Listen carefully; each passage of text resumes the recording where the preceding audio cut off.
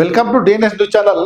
So మొత్తానికైతే నిన్న SIT కేటీఆర్ను ఉదయం 10 గంటల 50 నిమిషాలకు బంజాయిస్ పోలీస్ స్టేషన్లో విచారణకు పిలవడం జరిగింది. అయ్యో, డేటా ధ్వంసం వెనుక ఎవరి ఆదేశాలు? ఎన్నికల ఫలితాల తర్వాత ఎస్ఐబి ఆఫీస్లో హార్డ్ డిస్కులు డేటా ఎందుకు ధ్వంసం చేశారు? సిరిసిల్లలో వారు ఉద్దేశం ఏమిటి? కాంగ్రెస్ నేతల ఆర్థిక లావాదేవీల సమాచారం మీ దగ్గరికి ఎలా వచ్చింది? ప్రభాకర్ రావు టీంతో వాట్సాప్ సిగ్నల్ యాప్ల ద్వారా మాట్లాడడానికి గల కారణాలు ఏమిటి? కేటీఆర్ పై సిట్ ప్రశ్నల వర్షం. రాధాకిషన్ రావుతో కలిపి విచారణ. 7 గంటల పైగా విచారించిన సిట్. నిన్న జూబ్లీస్ పోలీస్ స్టేషన్లో కేటీఆర్ ఉదయం 10 గంటల 50 నిమిషాలకు సిట్ ముందు విచారణ హాజరైండు. సిట్ సుమారు 7 గంటల పాటు కేటీఆర్ పై ప్రశ్నల వర్షం కురిపించింది. కేటీఆర్ దీనికి నాకు తెలియదు, అప్పుడు నేను లేను, నేను మర్చిపోయాను, నాకేం గుర్తుకుంటుంది, ఈ ఫోన్ ట్యాపింగ్తో నాకు ఎటువంటి సంబంధం లేదని విషయాలు చెప్పి దాట వేయడం జరిగింది. కానీ కేటీఆర్ బయటకు వచ్చి చెప్పంటే సిట్ పై నేనే ప్రశ్నల వర్షం కురిపించిన అని కేటీఆర్ చెప్తాడు. ఏమని చెప్పిందట?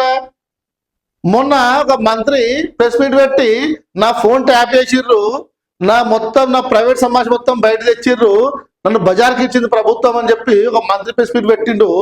ఇప్పుడు అవుతున్నాయి కదా తెలంగాణ రాష్ట్రం ఉన్నటువంటి అందరు మంత్రుల ఎమ్మెల్యేలై అపోజిషన్ పార్టీ వాళ్ళై లీడర్లై జర్నలిస్ట్ ఇప్పుడు కూడా అన్ని ఫోన్ ట్యాప్ అవుతున్నాయి.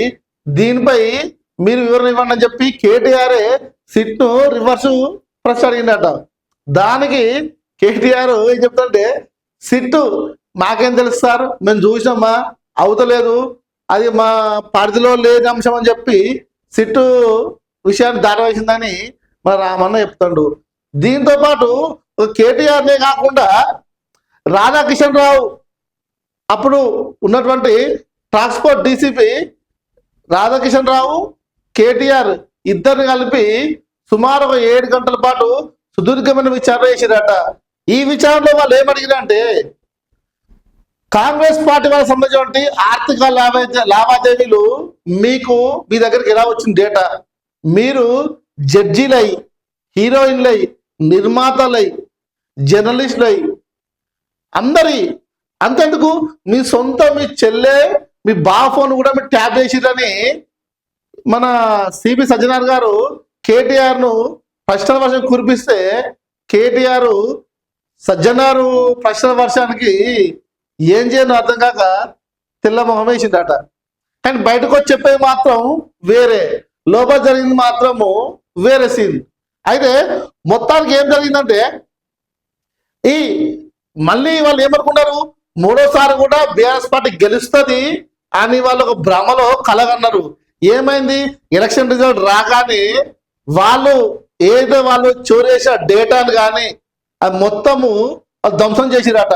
ఈ డేటాను మీరు ఎందుకు ధ్వంసం చేసిర్రు, దీనికి ధ్వంసం చేయమని మీకు ఆర్డర్ ఇచ్చింది ఎవరు, వాళ్ళ పేరు చెప్పండి, అసలు దీనికి సంబంధించిన ఎక్విప్మెంట్స్ మీరు ఏ దేశం నుంచి కొనుక్కొచ్చిర్రు, ఎంత కాస్ట్ పెట్టిర్రు, ఆ పరికరాలు ఎక్కడెక్కడ పెట్టి మీరు ట్యాప్ చేసిర్రు, ఓన్లీ హైదరాబాద్లోనా? దాంతోపాటు సిరిసిల్లో కూడా మీరు హైదరాబాద్లో ఎలాగైతే ఫోన్ ట్యాప్ చేసిర్రో సిరిసిల్లో కూడా ప్రత్యేకించి ఒక పెద్ద రూమ్లో సిరిసిల్ల సంబంధించిన అపోజిషన్ నాయకుల ఫోన్ కూడా ట్యాప్ చేసిరట.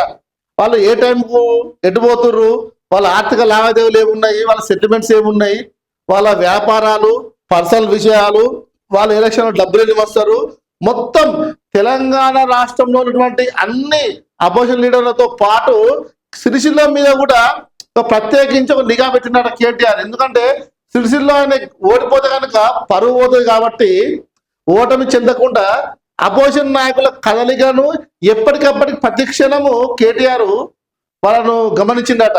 సో దీన్ని బట్టి మళ్ళొకసారి సిట్ ఏం చెప్తానంటే, మళ్ళొకసారి మేము పిలుస్తాము, అవసరం ఉంటే ఖచ్చితంగా మీరు విచారణకు రండి అని చెప్తే కేటీఆర్ ఒకేసారి తప్పకుండా వస్తా అని చెప్పి చెప్పడం జరిగిందని తెలుస్తుంది.